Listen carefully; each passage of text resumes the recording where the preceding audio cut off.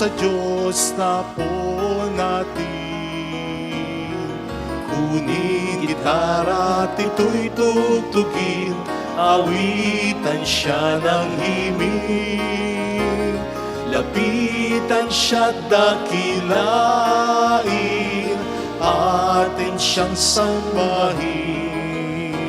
Ang poon dumalaw sa atin upang tayo'y tubusin, upang tayo'y tubusin.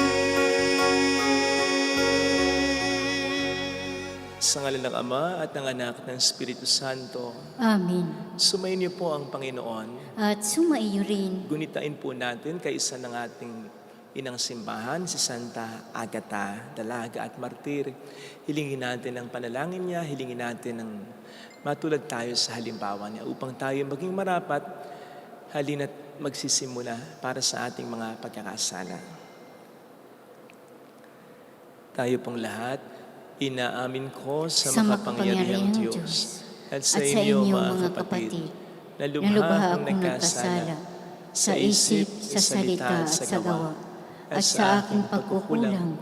Kaya isinasamo ko sa Mahal na Birheng Maria, sa lahat ng mga anghel at mga banal, at sa inyong mga kapatid, na ako'y panalangin sa Panginoong ating Diyos.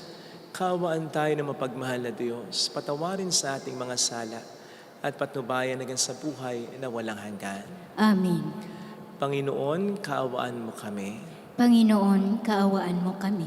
Kristo, kaawaan mo kami. Kristo, kaawaan mo kami. Panginoon, kaawaan mo kami. Panginoon, kaawaan mo kami. Iyuko natin ang ating ulo, manalangin tayo. Ama naming makapangyarihan, ang dalaga at martir na si Santa Agata, ay manikluhod nawa sa iyo para kami iyong patawarin dahil siya ay iyong kinalulugdan kailanman bilang matatag na martir at matapat hanggang kamatayan. Sa aming Panginoong Jesucristo, kasama ng Espiritu Santo magpa sa walang hanggan. Amen. Ang salita ng Diyos mula sa sulat sa mga Hebreo. Mga kapatid, hindi pa humahantong sa pagdanak na inyong dugo ang pakikitunggali ninyo sa kasalanan. Nalimutan na ba ninyo ang pangaral ng Diyos sa inyo bilang mga anak niya? Mga salitang nagpapalakas ng loob ninyo. Anak, huwag kang magwalang bahala kapag itinutuwid ka ng Panginoon. At huwag panghinaan ng loob kapag ikaw ay pinarurusahan niya. Sapagkat pinarurusahan ng Panginoon ang mga iniibig niya at pinapalo ang itinuturing niyang anak. Tiisin ninyo ang lahat bilang pagtutuwid ng isang ama, sapagkat ito'y nagpapakilalang kayo'y inaari ng Diyos na kanyang mga anak. Sinong anak ang hindi itinuwid ng kanyang ama? Habang tayo'y itinutuwid, hindi tayo natutuwa kundi naghihinagpis. Ngunit pagkaraan niyon, lalasap tayo ng kapayapaang bunga ng matuwid na pamumuhay. Kaya't palakasin ninyo ang inyong lupaypay na katawan at tipunin ang nalalabipang lakas. Lumakad kayo sa daang matuwid upang hindi tuluyang mapilay, kundi gumaling ang paang nalinsad. Magpakabanal kayo at sikaping makasundo ang inyong kapwa, sapagkat hindi ninyo makikita ang Panginoon kung hindi kayo mamumuhay ng ganito. Pag-ingatan ninyong huwag talikdan ninuman sa inyo ang pag-ibig ng Diyos. Ingatan ninyong huwag sumama ang sino man sa inyo at makagulo at makahawa pa sa iba. Ang salita ng Diyos. Salamat sa Diyos. Pag-ibig mo'y walang hanggan sa bayan mong nagmamahal. Pag-ibig mo'y walang hanggan sa bayan mong nagmamahal.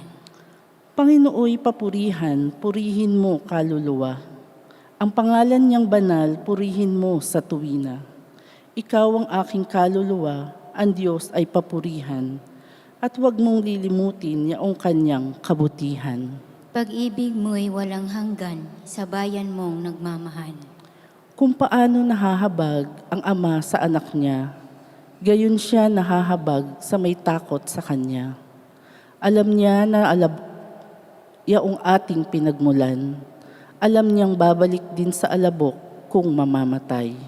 Pag-ibig mo'y walang hanggan sa bayan mong nagmamahal. Ngunit ang pag-ibig ng Diyos ay tunay na walang hanggan. Sa sino man sa Kanya'y may takot at pagmamahal. Ang matuwid niyang gawa ay wala ring katapusan. Yaong magtatamo nito'y ang tapat sa Kanyang tipan. Pag-ibig mo'y walang hanggan sa bayan mong nagmamahal.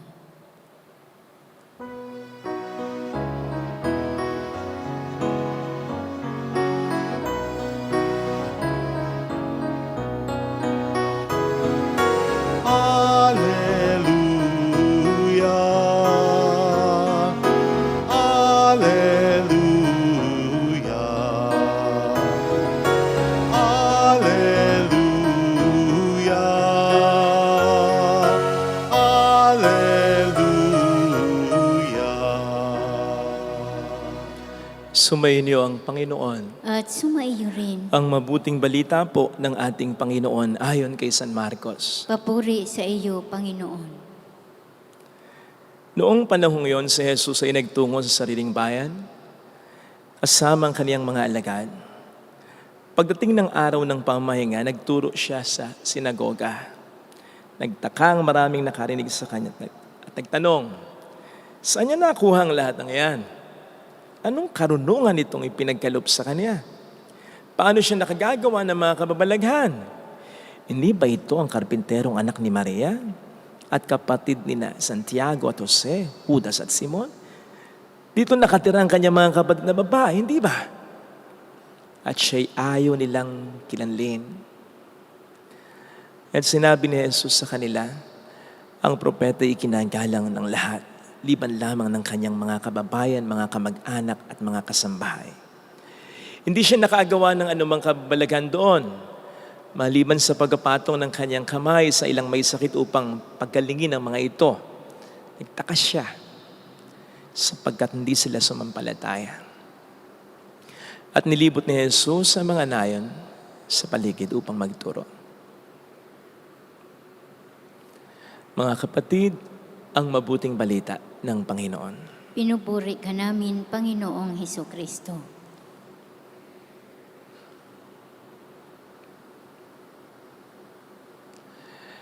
Welcome po sa Our Lady of Lazaret, Quasay Parish, kung saan ayos lang umiyak. Nasamahan tayo ng mahal na ina sa pag-iyak at sa pagdarasal upang maging maayos ang lahat. Huwag po sana natin gawing natural, ang hindi naman natural. Huwag po sana natin gawing ordinaryo, ang hindi naman ordinaryo lang. Pahalagahan po sana natin ang mga dakilang regalo ng Diyos sa ating buhay at huwag po natin itong i-level bilang isa lamang sa mga hindi gaanong importanteng mga bagay. Yan pong isa sa mensahe na po pwede nating makita sa mabuting balitang ating napakinggan sapagkat kung napuna po ninyo, pilit ditong ginagawa si Kristo na ordinaryo lamang at natural lamang ng mga tao. Yes, indeed. Siya'y naging ordinaryong tao, natural na tao, taong-tao. Pero po natin kakalimutan na siya'y Diyos ding totoo. At ito'y nakita, naramdaman ng mga tao. Hindi nga ba't sabi nila patungkol sa mga salita niya? Makapangyarihan ng kanyang mga salita. At hindi tulad ng mga salita o preaching ng mga Pariseo at Eskriba. Siya lamang din ang nakagagawa ng mga milagro at himala na kanyang ginagawa na ayon pa rin sa mga tao, hindi pa kami nakakita ng ganito. Kaya nakita nila na si Kristo ay hindi ordinaryo lang. Hindi natural lang. Kung bakit ano itong pilit nila siyang nilalang na parang katulad lang ng iba dyan. Yes, wala tayong nakita na lang o nilalang na mga salita dito si Kristo ng mga tao. Pero kung titingnan po natin yung linya ng kanilang mga komento at katanungan, hindi lang tinutumbok eh. Tulad ng, hindi ba ito ang karpinterong anak ni Maria at kapatid ni na Santiago, Jose, Judas at Simon? Dito nakatira ang kanyang mga kapatid na babae, hindi ba? Isa lang ang tinutumbok niya, simple lang. Di ba kababayan lang natin yan? Di ba kamag-anak lang natin yan? Di ba kasama lang natin dito yan sa ating bayan? Hindi naman kilala ang kanilang bayan. Maliit lang ang kanilang bayan. Mahirap lang ang kanilang bayan. Mababa ang tingin nila sa kanilang bayan at maging sa sarili nila.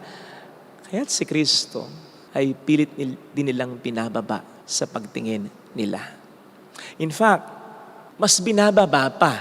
Kasi yung tanong dito, hindi ba yan ang karpinterong anak ni Maria? Unusual po ito. Dahil sa kultura ng mga Hudyo na makalalaki, uugatin ang anak sa ama at hindi sa ina. Buhay man o patay na yung ama. Kaya yung tanong dito, di ba yan ang karpinterong anak ni Maria? Pailalim po ito. Parang ini-insinuate nito na talagang illegitimate child si Kristo. Alam naman din kasi nila na bago tuluyang nagsama si Jose at Maria, natagpo ang nagdadalang tao na si Maria. Kaya, as I said, hindi lang nila binababa. Mas binababa pa. Mas ginagawang natural at ordinaryo pa. At yun po ang nakalulungkot dito. Sapagkat sa gayong ginawa nila, napalampas nila. Hindi nila napahalagahan ang isang napakagandang regalo ng Diyos sa gitna nila, in their midst. Sipin po ninyo, yung pasimula ng pagkakatawang tao ng Diyos na si Kristo, naganap sa bayan nila, sa pamilya pa nila. Yun ay naganap noon lang at hindi na mangyayari kailanpaman. Nakalulungkot na hindi nila napahalagahan ang regalong yan.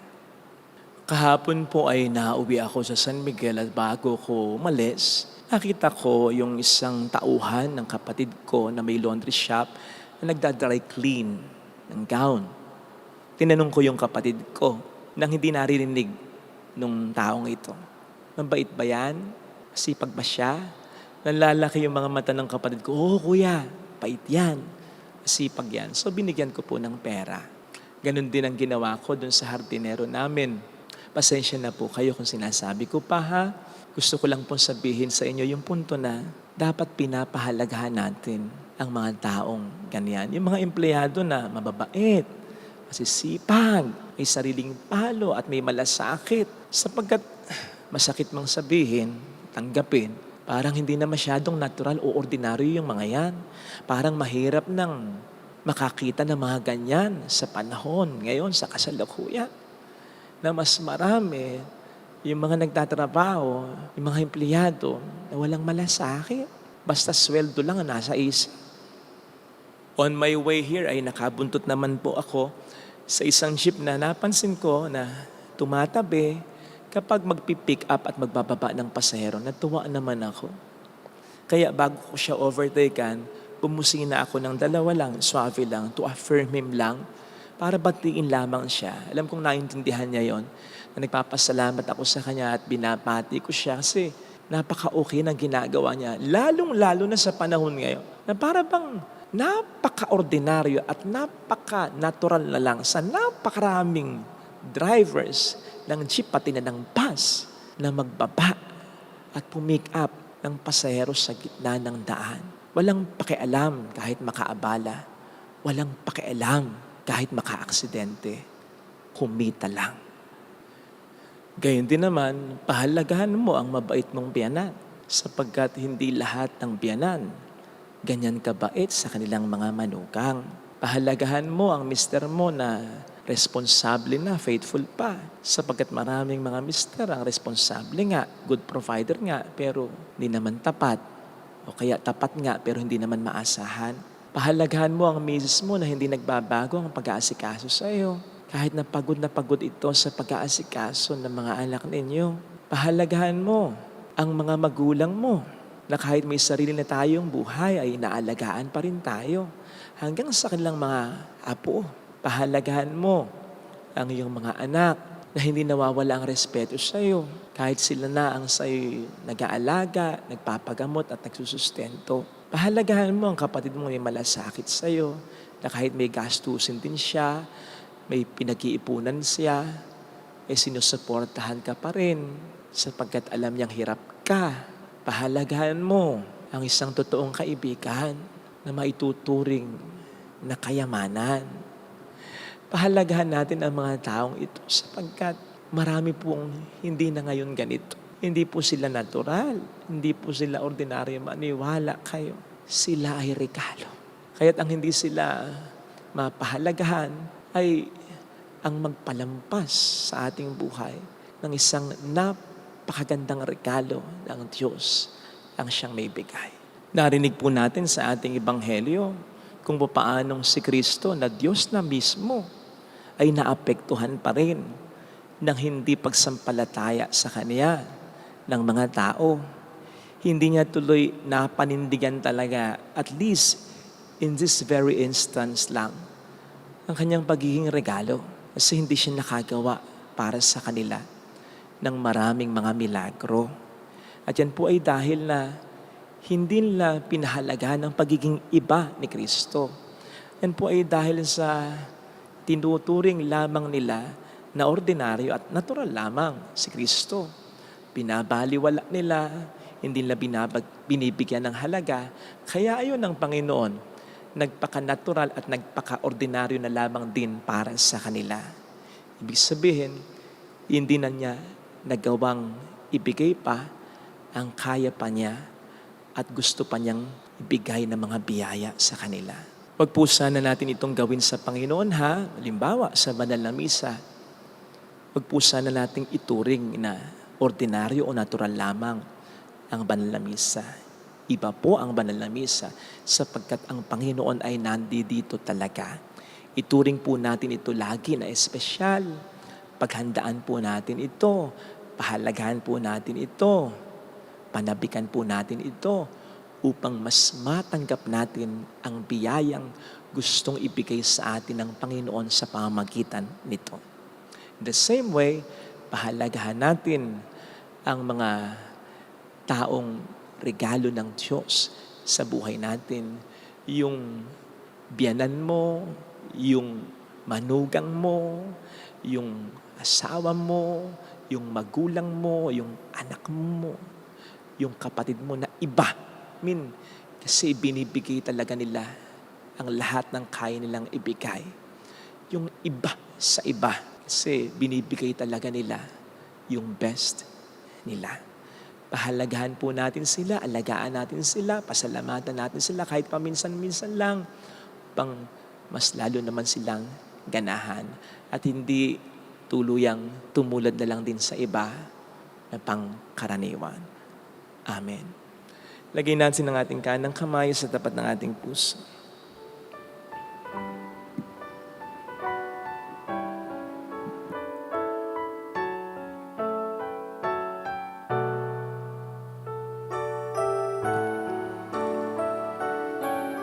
Awitin natin, alam kong may magagawa ang Diyos. Alam kong may magagawa, makapangyarihan siya. Alam kong may magagawa ang Diyos. Alam kong may magagawa Walang imposible sa Kanya. ang Diyos. Kung ako'y magtatapat, Kung ako'y magtatapat sa Kanya'y maglilingkod, sa Kanya'y maglilingkod. alam kong may magagawa ang Diyos. Kung may magagawa ang Diyos. Alam kong di ringgin ng Diyos ang samo ko, Alam kong di sapagkat mahal niya ako. ng Diyos ang samo ko. Alam kong di ringgin ng Diyos ang samo ko. Alam kong di ringgin ng Diyos Alam niya ang ang pinagdaraan. samo ko. Kung ako'y magtatapat, Kung ako'y magtatapat sa Kanya'y maglilingkod, sa Kanya'y maglilingkod. alam kong di ringgin ng Diyos ang samo ko. Di ringgin ng Diyos. Pikit natin ang ating mga mata. Panginoon, pinasasalamatan ka namin. Dahil sa mga taong iba sa buhay namin. We mean, iba dahil napaka-mapagmahal nila, napaka-responsable nila, napaka-thoughtful nila, napaka-bait nila, napaka-caring nila, napaka-maalalahanin nila. Biyaya po sila sa aming buhay. Pahabain niyo pa po ang kanilang buhay at naway magantihan namin o masuklian man lamang ang mga ginawa nila para sa amin. Huwag nawa silang magsasawa, huwag nawa silang magsisisi. Hallelujah! Purihin ang Diyos. Hallelujah! Pasalamatan sa iyo. Siya ay muling babalik sa atin. Hindi niya tayo iiwan. Hindi niya tayo pababayaan. Paniwalaan mo yan. Hallelujah! Pahalagahan mo ang mga regalo ng Diyos sa iyo. Yung nagiging dahilan ng pag-unlad mo, ang nagiging dahilan ng kaligayahan mo, yung nagiging dahilan para matulungan ka ng Diyos sa buhay mo. Mayroong magandang mangyayari sa iyo sapagkat mahal ka ng Diyos. Para sa iyo naman na regalo ng Diyos sa iyong pamilya, hindi ka papabayaan ng Diyos. Hindi ka mawawalan, hindi ka mauubusan, at hindi mo pag-isihan ang mga ginawa mo sapagkat ang Diyos ang siyang gaganti sa kabutihan mo. Yayari sa iyo kung lalapit kay Jesus. Kung lalapit kay Jesus. Papuri sa Ama at sa Anak sa Espiritu Santo. Kapara noong unang-una, ngayon at magpakailanman at magpasawalang hanggan. Amen. Pag-aalay.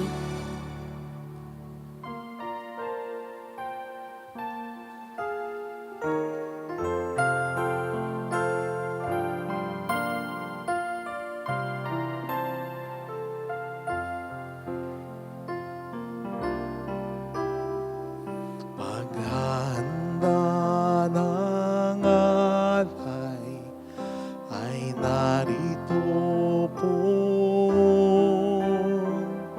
Ang alak at tinapay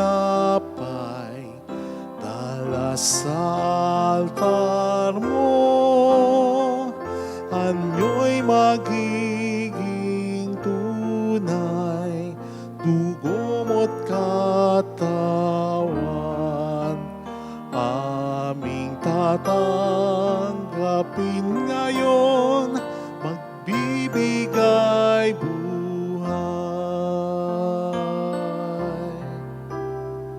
Paghahanda ng alay, ngayon ay sisimlan ang alak at tinapay ay bebendisyonan. Anyo'y magiging tunay, dugo mo't katawan. Ito'y aming tatanggapin sa pakikinabang.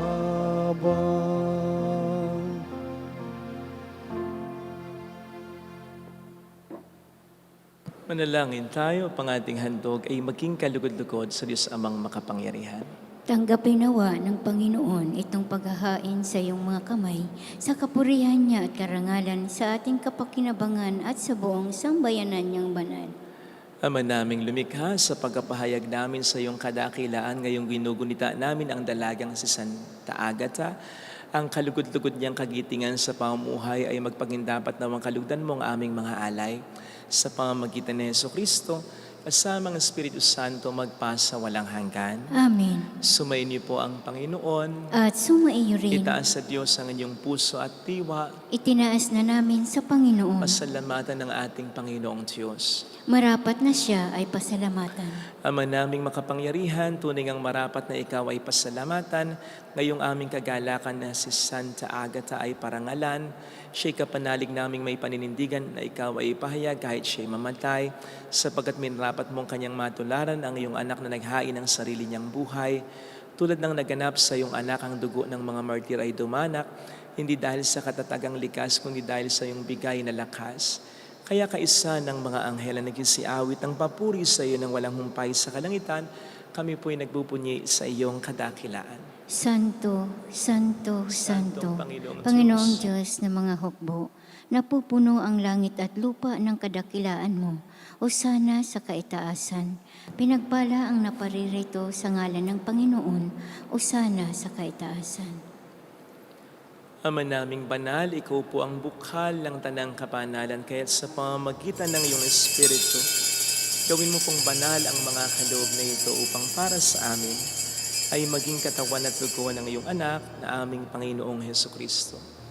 Bago niya pinagtiis ang kusang loob na maging handog, hinawakan niya ang tinapay, pinasalamatan kaniya, pinaghati-hati niya iyon, niabot sa kaniyang mga alagad at sinabi, "Tanggapin ninyong lahat ito at kanin. Ito ang aking katawan na ihahandog para sa inyo."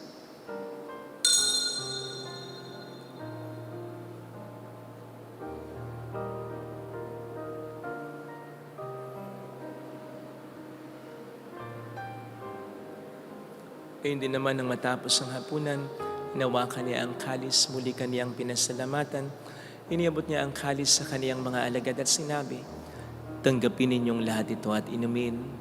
Ito ang kalis ng aking dugo ng bago't walang hanggang tipan. Ang aking dugo na ibubuhos para sa inyo at para sa lahat, sa ikapagpapatawad ng mga kasalanan, gawin niyo ito sa pag-alala sa akin."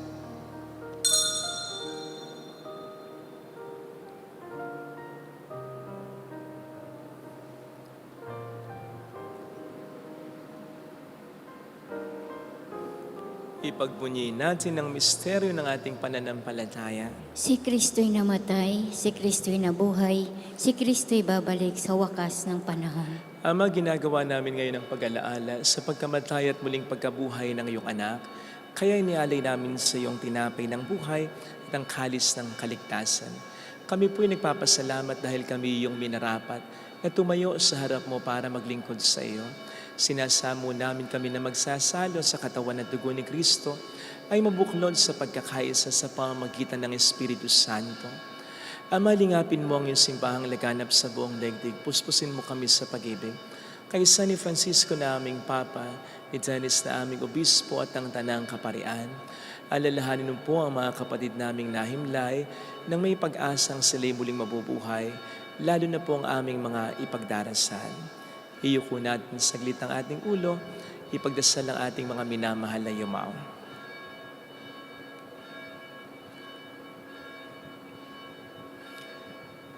Kasama si Father Luciano. Kaawaan mo sila at patuloyin sa iyong kaliwanagan. Kaawaan mo at paging tapatin kaming lahat na makasalo sa iyong buhay na walang wakas. Kaisa ang mahal na Birhen ng Lasalet, ang ina ng Diyos. Isanusay ang kabiyak ng kanyang puso, lahat ng mga banal na namuhay dito sa daigdig ng kalugod-lugod sa iyo. Maipagdiwang nawa namin ang pagupuri sa ikararangal mo sa pamamagitan ng iyong anak na aming Panginoong Hesukristo. Sa pamamagitan ni Kristo, kasama niya at sa Kanya, ang lahat ng parangal, papuri ay sa iyo, Diyos amang makapangyarihan, kasamang Espiritu Santo, magpa sa walang hanggan. Amen. Tumawag tayo sa ating Ama.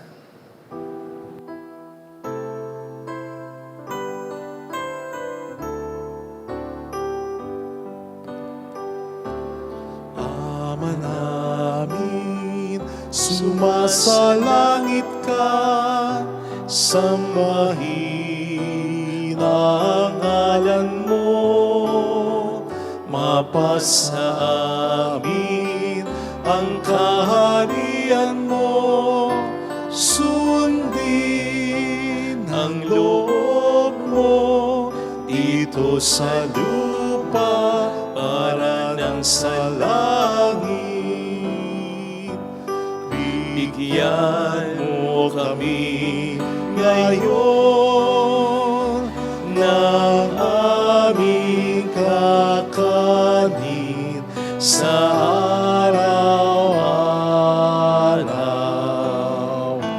at patawarin mo kami sa aming mga sala, para na pagpapatawad namin sa nagkakasala sa amin.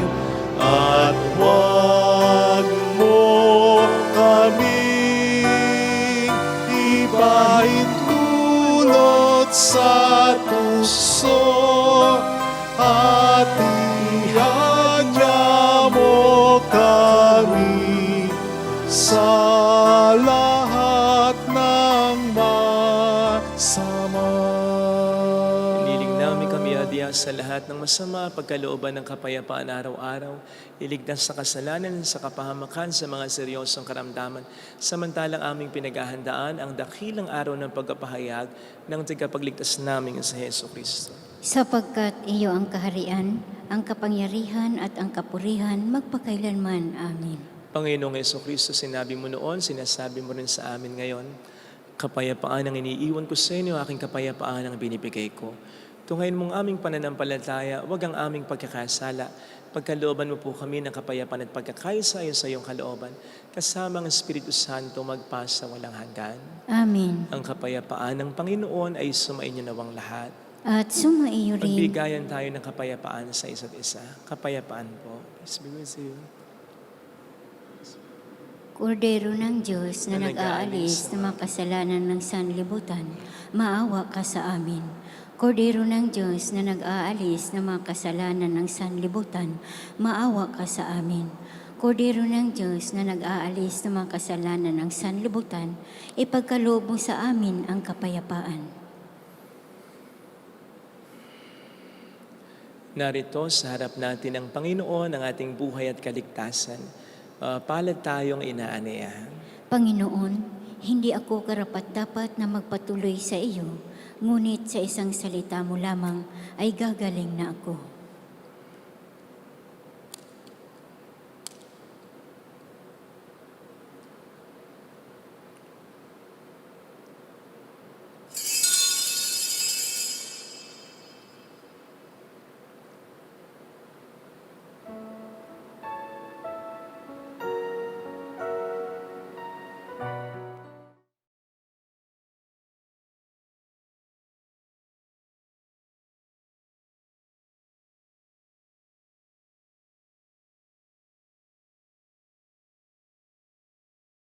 Dalangin para sa espiritual na pakikinabang.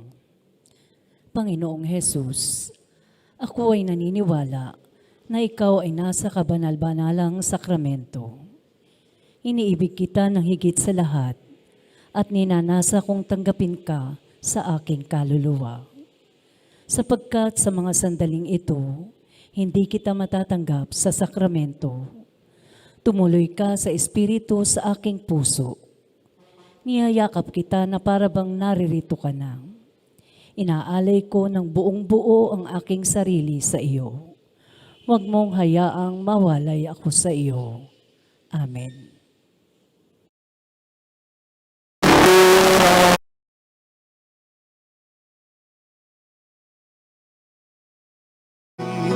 Ang Panginoon upang ipayag ang gagawin. Pagliligtas ng Panginoon, sumasa akin ang Espiritu ng Diyos, sumasa akin ang Panginoon upang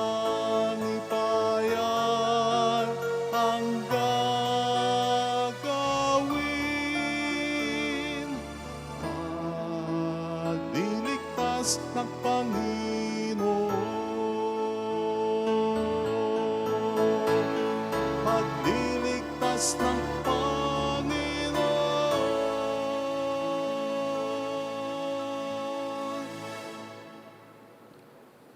Manalangin tayo. Ama naming mapagmahal, sa pag-asalo namin ngayon sa banal na pakikinabang, matulungan nawa kami ng ulrang katapatan ni Santa Agata upang tanging ikaw ang aming mahalin habang inaako namin ang malasakit ni Jesucristo kasama ng Espiritu Santo magpas sa walang hanggan. Amen. Holy God, Holy Mighty One, Holy Immortal One. Have mercy on us and on the whole world. Holy God, Holy Mighty One, Holy Immortal One. Have mercy on us and on the whole world. Holy God, Holy Mighty One, Holy Immortal One.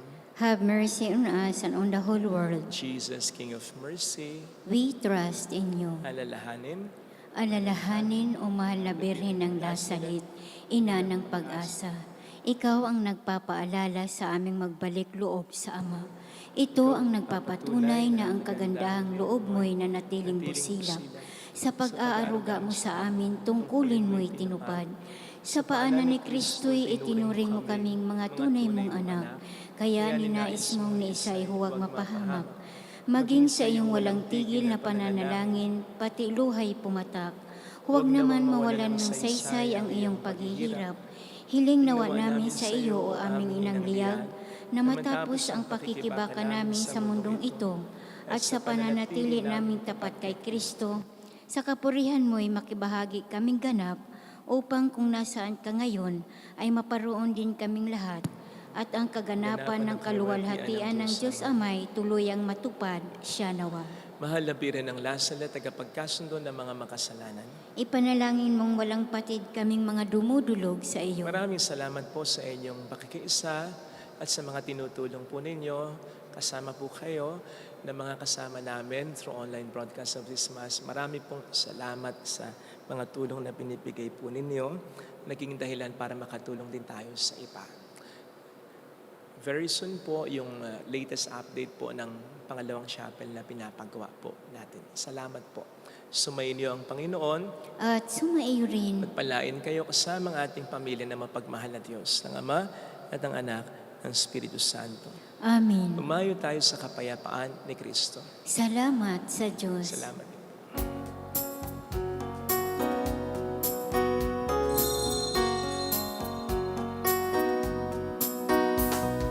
On this day, O Mother of our Lord, we sing you praise for lighting up our way.